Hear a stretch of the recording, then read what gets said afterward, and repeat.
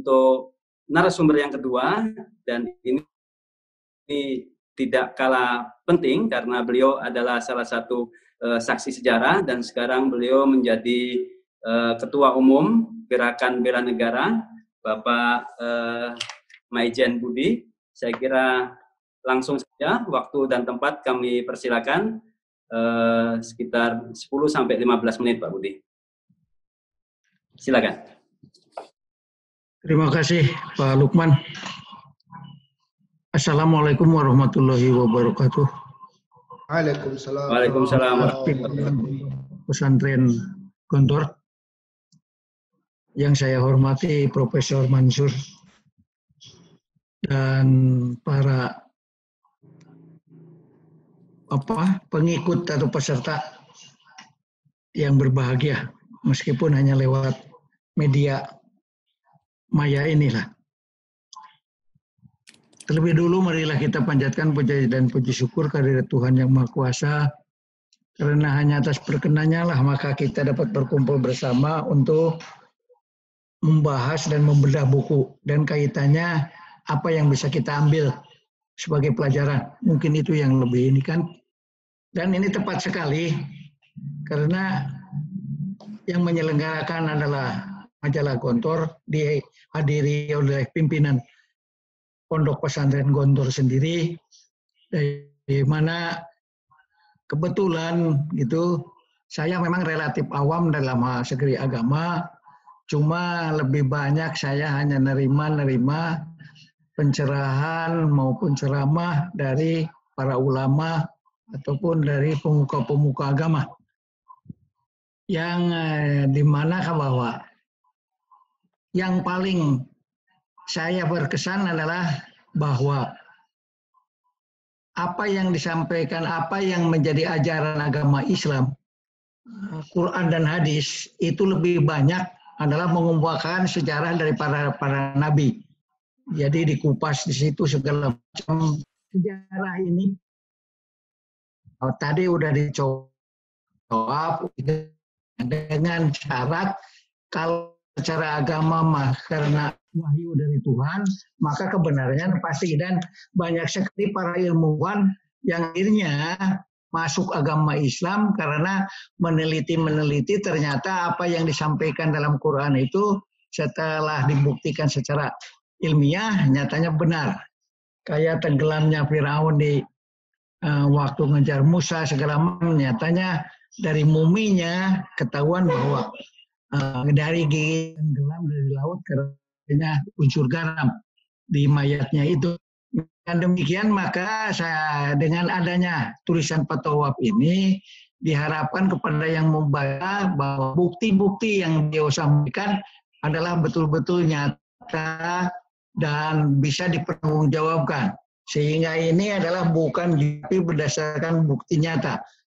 Dengan adanya bukti nyata inilah maka kita yang membacanya akan lebih yakin bahwa kekejaman yang dilakukan oleh Partai Komunis khususnya di Indonesia, karena buku ini ada membahas mengenai di Indonesia, adalah betul-betul dan benar terjadi. Nah, kenapa hal ini bisa terjadi? Tadi sudah disampaikan karena perbedaan ideologi dan mereka terutama adalah tujuannya ingin mengkomuniskan Indonesia. Nah, tujuan ini yang menghalangi terutama adalah untuk di Indonesia adalah penganut agama Islam dengan ajarannya. Nah, sehingga yang menjadi sasaran bagi mereka baik mulai dari 45, 46, 48, 65, 66, 67, 68 di Blitar Selatan umumnya adalah umat Islam. Karena justru mereka anggap bahwa penghalang utama untuk bisa mengkomuniskan, untuk bisa menangnya komunis adalah justru ajaran Islam yang betul-betul bisa terlaksana dengan baik. Sehingga dengan demikian saya katakan tadi bahwa korbannya lebih banyak Islam, umat Islam di Indonesia. Nah, dalam hal ini juga bahwa bukti-bukti nyata yang lain seperti disampaikan oleh Pak Tawaf memang waktu itu mereka tahun 65 itu menjelang G30S di semua daerah itu adalah mereka lakukan penggalian, penyiapan lubang, lalu tayangkan di menang dan berkuasa beberapa tahun kemudian. Setelah reformasi Orde Baru Pak Harto jatuh, mereka membantah bahwa itu adalah bukan untuk pembunuhan, bukan disiapkan untuk itu, tapi katanya adalah untuk pembersihan, jadi Pekan Nasional Kebersihan. Seingat saya waktu itu, gitu, tahun 65 belum ada kita membikin satu pekan nasional untuk seluruh Indonesia dalam hal kebersihan. Jadi itu adalah biasa dalih PKI untuk membantah apapun yang dilakukan pasti mereka akan bantah. Demikian juga dengan penggalian, penyiapan kuburan, lubang-lubang yang untuk menginikan itu. Dan daftarnya memang seperti apa yang Pak Tawab sampaikan, itu memang sudah ada. Dan itu sudah terpelihara dalam hal ini. Nah, cuma apakah nanti bisa dibuka kayak dokumen CIA atau tidak, kita tunggu aja. Lalu selanjutnya adalah bahwa mereka akan berusaha mengelak terus dan membantah. Itu adalah memang doktrin dan tekad mereka dan kelakuan mereka, meskipun mereka lakukan, karena tadi sudah disampaikan oleh Pak Tawaf bahwa berdusta, bohong, putarbalikan data dan fakta, memfitnah, dan mereka pun berani membantah apa yang mereka lakukan dan menuduhkan ke orang lain yang mereka lakukan. Jadi mereka biasa dengan lempar batu sembunyi tangan. Nah, tapi dalam hal ini bukti nyatanya kayak di Blitar Selatan mereka tidak bisa mengelak lagi karena semua Blitar Selatan itu menunjukkan bukti bahwa CC PKI dan CDB maupun katakanlah kepengurusan tingkat provinsi dan tingkat kabupaten se-Jawa Tengah, se-Jawa Timur akhirnya terbukti terlibat di Blitar Selatan. Demikian juga terlibatnya PNI ASU Surahman. Nah, justru terbunuhnya adalah di Blitar Selatan. Demikian juga dengan Rewang dan segala macam. Katanya CCPKI itu hanya urusan Aidit. Ternyata tidak juga. Semua melakukan hal itu, ikut terlibat.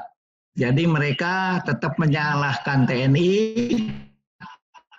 Nah, tapi nyatanya dalam hal ini adalah betul TNI yang melakukan pembunuhan jenderal itu, tetapi TNI yang sudah jadi komunis, di mana ada biro khusus, ya di bawah ya langsung, di mana biro-biro khusus itu adalah TNI yang jadi PKI atau PKI yang TNI. Jadi memang betul bahwa itu TNI, tapi TNI yang PKI. Jadi bukan intern TNI yang kalau yang tidak PKI tidak akan melakukan hal itu. Justru karena TNI yang PKI dan PKI yang jadi TNI, itulah yang mereka gunakan. Jadi untuk ke depannya, mungkin yang perlu kita waspadai dalam hal ini, mereka akan terulang. Mereka akan berulang terus karena yang saya disampaikan oleh Tawaf juga, mulai dari 45 ya sampai dengan terakhir 6768 di Blitar Selatan, mereka berulang. Nah, apakah ke depan? Nah, Anda bisa lihat saja bagaimana Bejo Untung dan CS-nya berusaha untuk bahwa PKI adalah korban, bukan pelaku. Nah, padahal nyata-nyata PKI adalah pelakunya. Mereka kembali akan menghilangkan jejak seperti Madiun, bukan pemberontakan Madiun manifest komunis yang ingin mendirikan negara komunis, tetapi justru akhirnya dientengkan menjadi peristiwa Madiun saja. Nah, demikian juga dengan 65 bahwa itu bukan PKI tapi intern Angkatan Darat.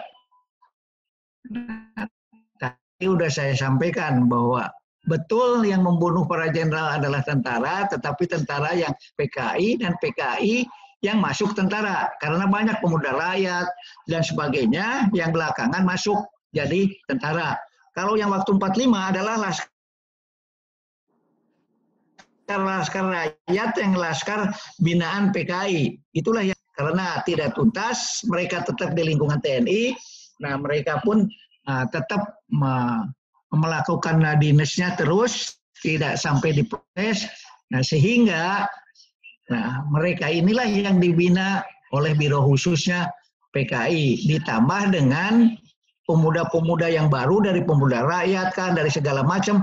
Yang waktu itu setelah 5 tahun ke sini mereka daftar tentara, yang masuk jadi tentara, langsunglah yang dari pemuda rakyat itulah yang dibina oleh Partai Komunis di biro khusus. Jadi itulah ceritanya, sehingga di satu pihak mereka berusaha mengalihkan ke tentara. Di sini saya berusaha untuk menjelaskan bahwa betul tentara, tapi tentara yang sudah jadi PKI. Atau PKI yang justru masuk tentara untuk segera nyusup. Karena mereka pintar sekali kalau hal menyusup. Dan kelihayan mereka adalah menyusup, bekerja di kalangan musuh, hancurkan musuh dari dalam. Jadi itulah mungkin yang harus kita waspadai, karena kalau tujuan mereka belum tercapai, mereka akan berulang. Lalu bagaimana ke depan? Nah, ini kita yang harus waspada terus. Karena katanya mereka akan nutupi bahwa komunis adalah udah mati, komunis sudah bangkrut. Nah, secara internasional, itu penipuan yang butuhkan main. 2017 saja mereka masih Kongres Internasional. 2018 juga masih, 2019 masih. Ya, mulai ada yang di Turki, ada yang di Rusia, ada yang di Athena. 3 tahun itu, 17, 18, 19.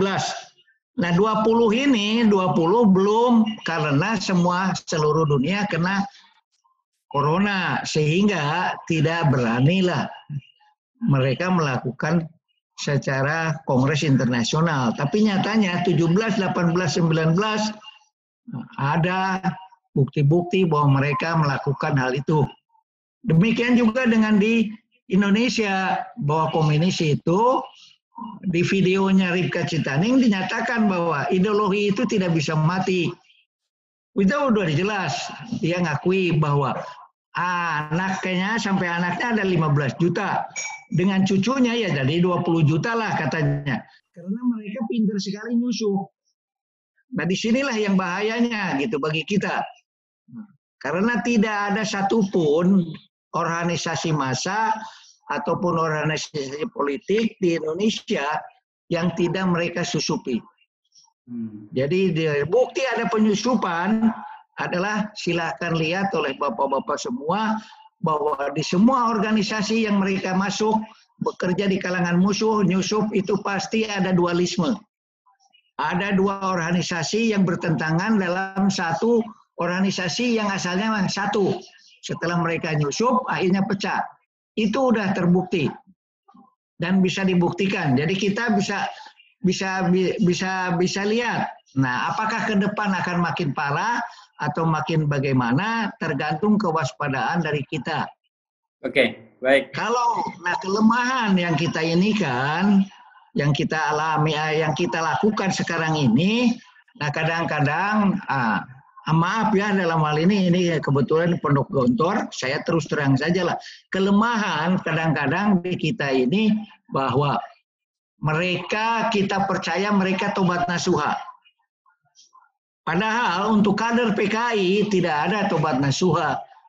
Ada juga mereka nyusup, masuk di kalangan musuh, bekerja di kalangan musuh, hancurkan musuh dari dalam, dan adu domba musuh. Itu yang mereka akan lakukan. Dan mereka akan terus lakukan ini sampai tujuan mereka tercapai. Nah, kelemahan kita kadang-kadang percaya sekali bahwa tobat nasuha. Padahal kalau kader komunis tidak ada tobat nasuha. Apapun bisa dilakukan. Tidak ada halal haram bagi mereka. Sehingga mereka nyusup, mereka hancurkan, kerja di kalangan musuh, hancurkan dari dalam, itu hal-hal yang biasa dan harus dilakukan oleh mereka. Nah, kita kadang-kadang percaya sehingga kita kecolongan terus karena banyak semangka. Kita kira hijau, tahu-tahu dalamnya merah betul. Nah, inilah mungkin ke depan yang harus kita waspadai betul. Itu, terima kasih. Ya, terima kasih banyak Pak Legend. Assalamualaikum warahmatullahi wabarakatuh.